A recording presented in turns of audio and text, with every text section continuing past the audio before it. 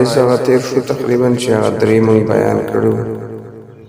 چې خروج د منیو او حیض و نفاسو. اوس دغه صورت دی چې کوم صورت کې غسل واجب دی. نو لومبنۍ خو دا خبره ده چې په دې دوو حالاتو کې واجب دی غسل. یو خو هغه چې کوم کافر اسلام ته داخل شي، اسلام راوړي، نو دا اسلام راوړلو نه مخکې دله غسل پکار دی، واجب چې د باندې کوم اودسونه حدث اکبر وي، پټ اودس غسل اوښتی وي چې هغه دا صفایي وکړي. او که چېرته مثال په طور باندې د لامبلي مو خو هغه فرایض یې نه پوره کړي، نو هغه فرایض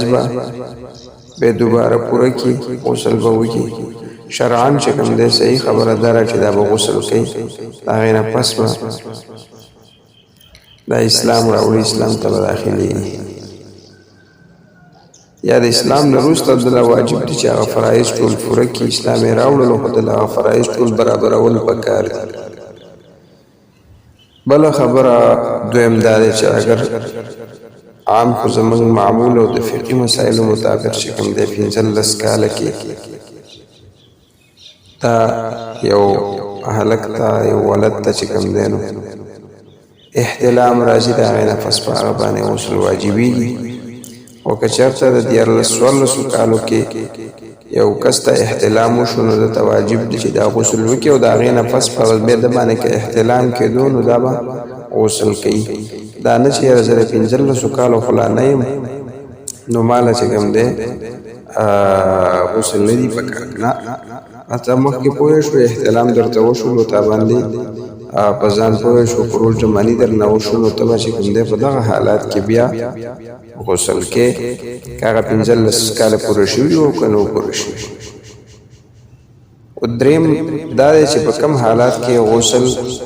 دا غیر مؤکد ده، سنت غیر مؤکد ده. نو د جمعې په ورځ باندې د سهار مانځه نه بعد تر د جمعې مانځه پورې په هغه چا باندې غسل سنت دی چې چا باندې د جمعې مونځ واجب دی. دویم د اختر په ورځ، د اخترو په ورځ چې کوم دی وړوکی اختر، غټ اختر په دغه ورځ باندې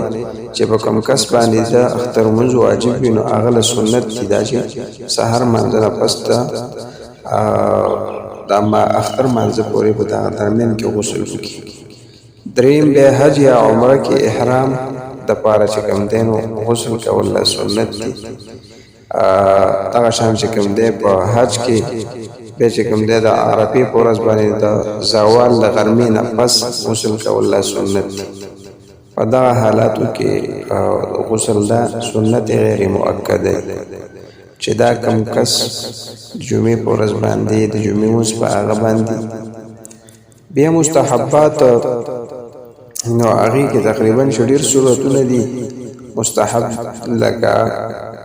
غسل په کم حالت کې چې یو کس که مثال له مخکې نه اسلام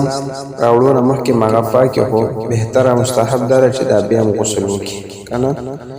او مثال په طور باندې یا چې کوم دی دغه بل کوم کس هلک یا جنۍ وي، هغه چې کوم دی د 15 کالو نه مخکې چې کوم دی هغه ته ځان ظاهر شي چې یاره مطلب زه د بلوغ حالاتو کې یم، نو دله بیا مستحب دی چې دغه ټیم کې غسل وکړي. که احتلام ورته موجود شوی نه وي نو دا به ځان پوه شي، نو دله بیا پکار دی. بیا چې کوم دی کوم انسان دغه وکړي دا مړی ولمبوي، د هغې نه پس مستحب دی چې دا غسل وکړي. یا مثال په طور باندې انسان باندې بیماري راځي، جنون راځي، یا نشو وکړي یا بل څه، نو د هغې نه مستحب طریقه دا ده چې وروسته غسل وکړي. او شب برات کې یعنې 15 د شعبان باندې چې کوم دی په هغه شپه باندې غسل کول مستحب دي. شب قدر چې کومه شپه ده دا هغه شخص دپاره چې چاته معلوم وي چې دا د شب قدر شپه ده، غسل ورله پکار دی، مستحب دی. مدینې منورې ته چې داخلېږي غسل مستحب دی. مزدلفې کې حصارېدو دپاره بیا د هغې په 10 تاریخ باندې سحر کې چې کوم دی طلوع فجر نه پس غسل کول، طواف زیارت دپاره غسل کول، کاڼي ویشتل، شیطانان ویشتل، هغې دپاره غسل کول، کسوف او د استسقا دپاره مونځ له روژې غسل کول، خوف او مصیبت کې چې کوم دی تا باندې کوم منځ کې هغې لپاره غسل